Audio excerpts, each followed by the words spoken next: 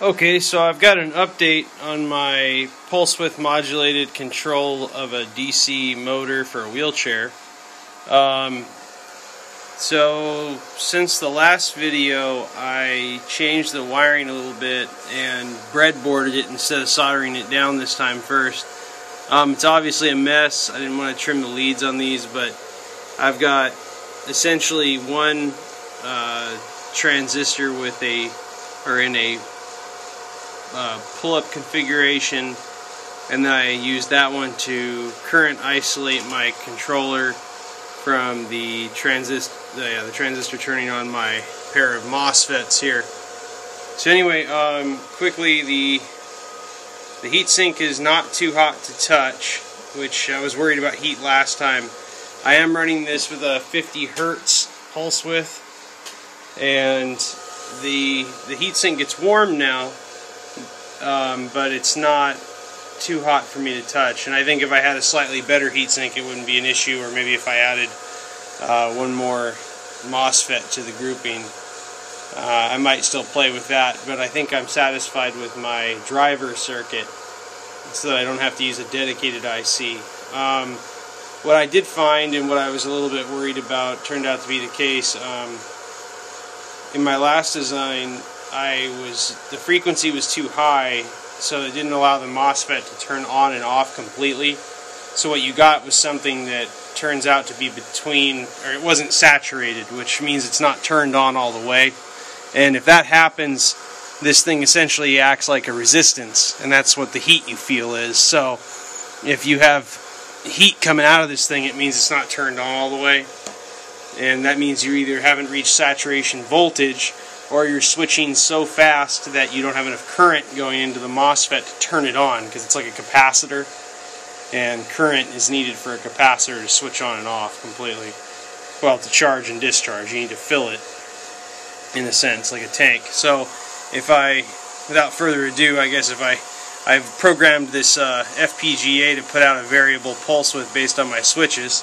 And I don't have the scope hooked up to it at the moment, but you'll be able to see, hopefully, if I'm just going to flip my switches here, and you can hear the rotation speed increase.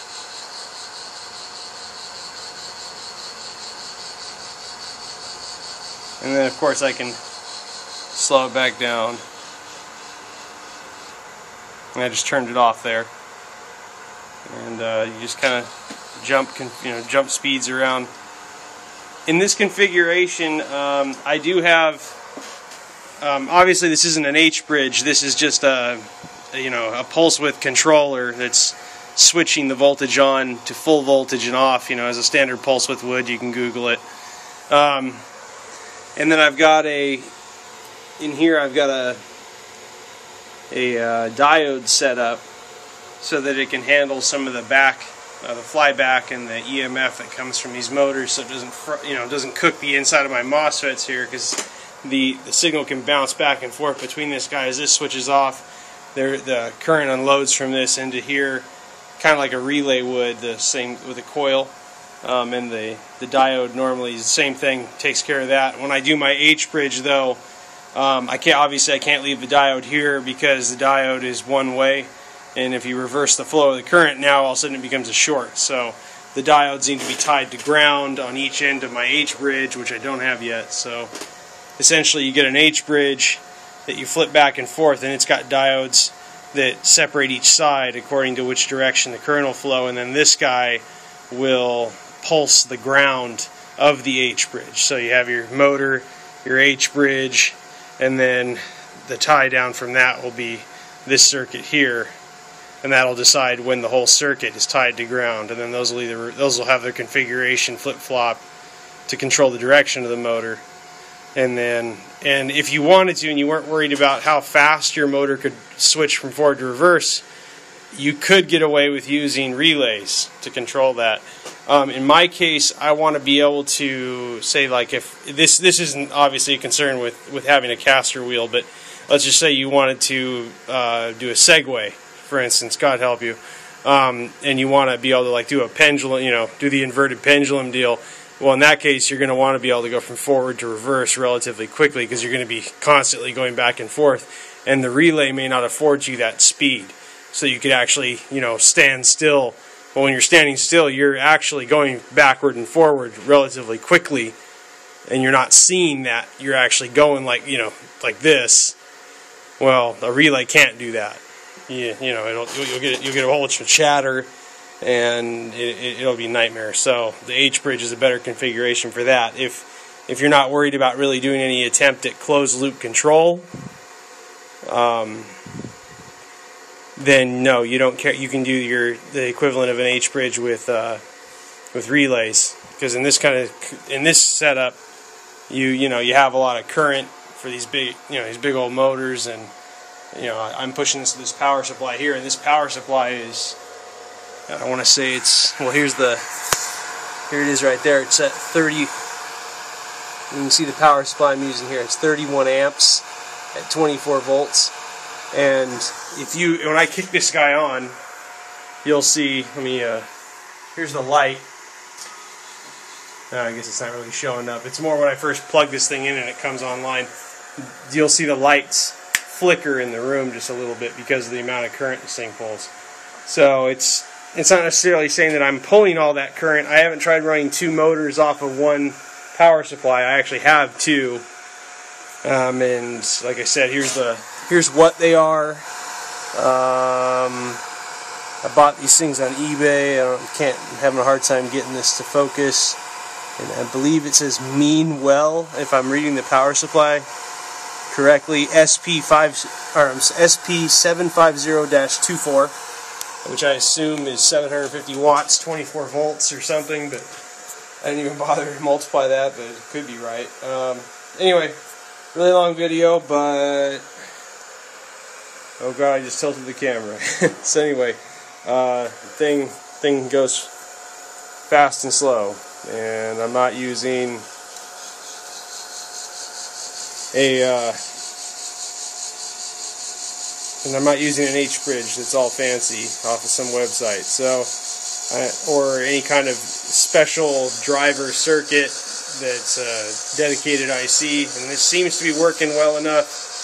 And the difference being the IC may be a few bucks, whereas these I can buy 100 BJTs on DigiKey for 10 or 15 bucks. So, is it as good as a dedicated driver circuit? Probably not, no.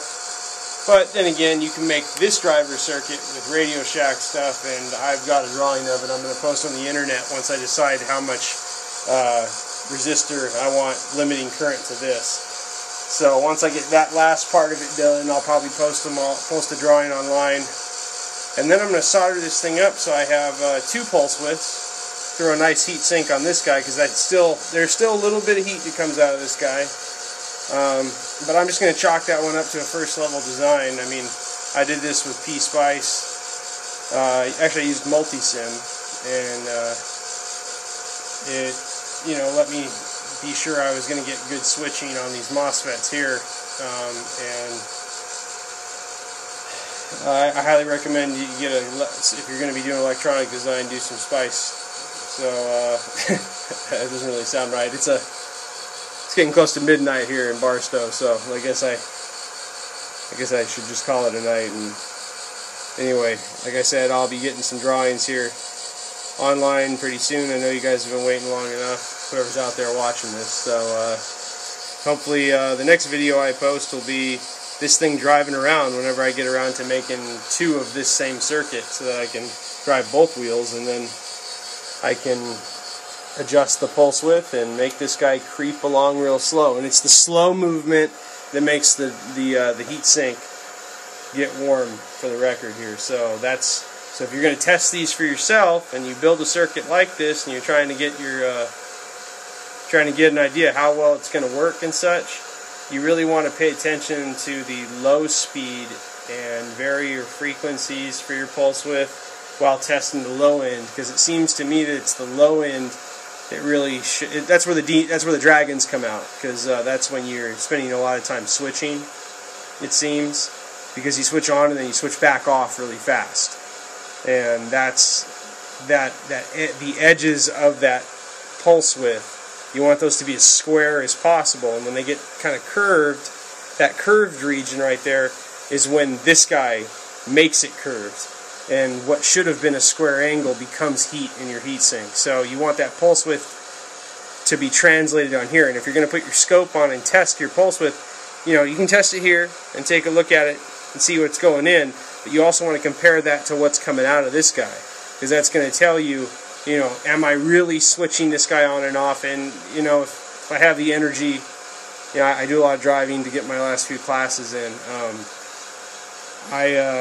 I'll probably try to put a scope on here at some point and maybe show whoever's out there, you know, the difference between what's going in and what's coming out, because this is all low current, low voltage, you know, and this is still low voltage, but it's, you know, it's high current. That's why it's, you know, this is meant for, you know, this is meant for pushing around a 200-pound human.